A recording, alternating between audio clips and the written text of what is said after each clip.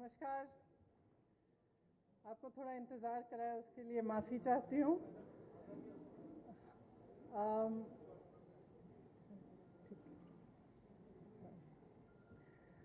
जैसे सुप्रिया जी ने कहा, आज हमारी पहली प्रतिज्ञा के बारे में बात करना चाहती हूँ मैं। हमने तय किया है कि आने वाले विधानसभा चुनाव में उत्तर प्रदेश में कांग्रेस पार्टी 40% टिकट महिलाओं को देगी।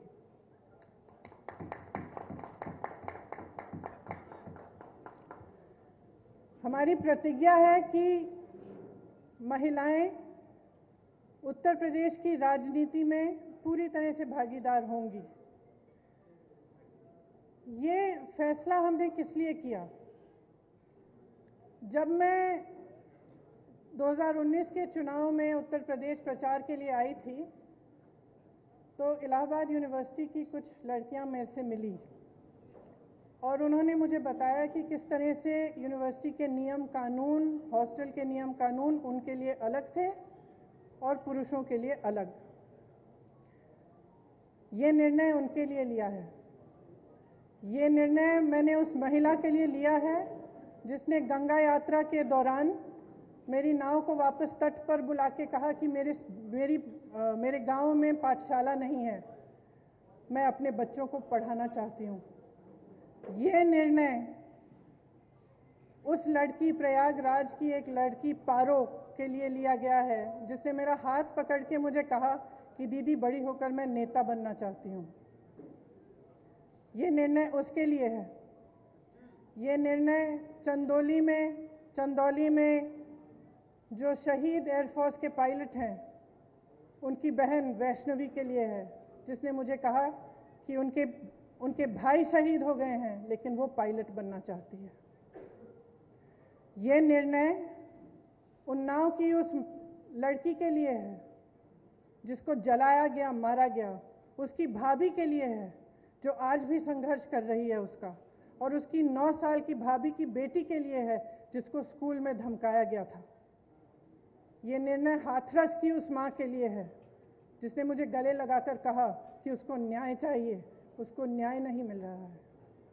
ये निर्णय रमेश कश्यप की बेटी के लिए है, उसका नाम भी वैष्णवी है, जो बड़ी होकर डॉक्टर बनना चाहती है। लखीमपुर में एक लड़की मेरे से मिली, मैंने उससे पूछा क्या बनना चाहती हो बड़ी होकर? उसने कहा प्रधानमंत्री बनना चाहती हूँ। उसके लिए है ये निर्णय। ये निर्णय लखनऊ की एक बस्ती में लक्ष्मी वाल्मीकि के लिए है, जो ITI पढ़ी है, BA की है, उसने कंप्यूटर कोर्स किया है, आज तक उसे नौकरी नहीं मिली है। ये निर्णय उसके लिए है।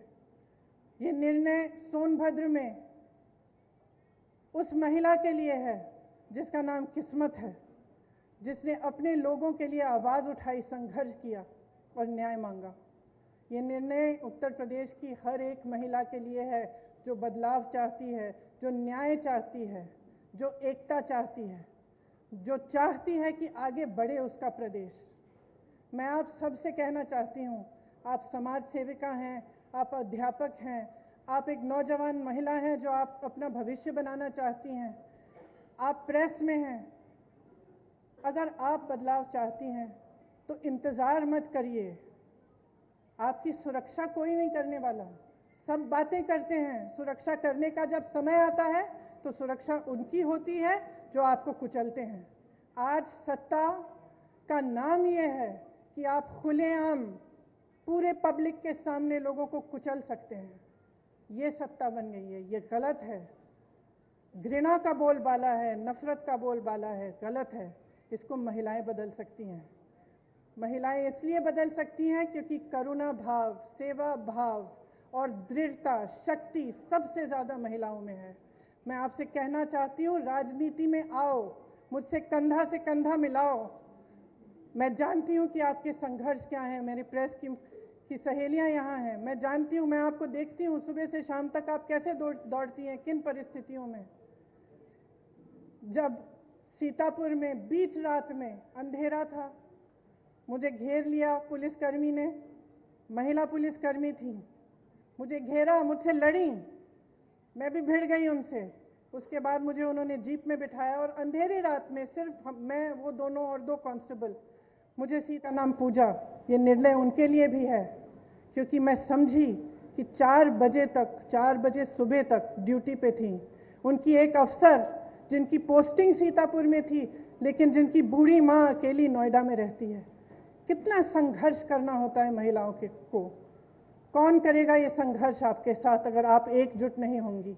अगर देश को जातिवाद और धर्म की राजनीति में से निकालकर विकास की राजनीति की ओर ले जाना है, अगर देश को समता की राजनीति की ओर ले जाना है, भागीदारी की राजनीति की ओर ले जाना है, तो महिलाओं को आगे बढ़ना पड़ेगा। आपको खुद ये काम करना पड़ेगा। आगे बढ़िए।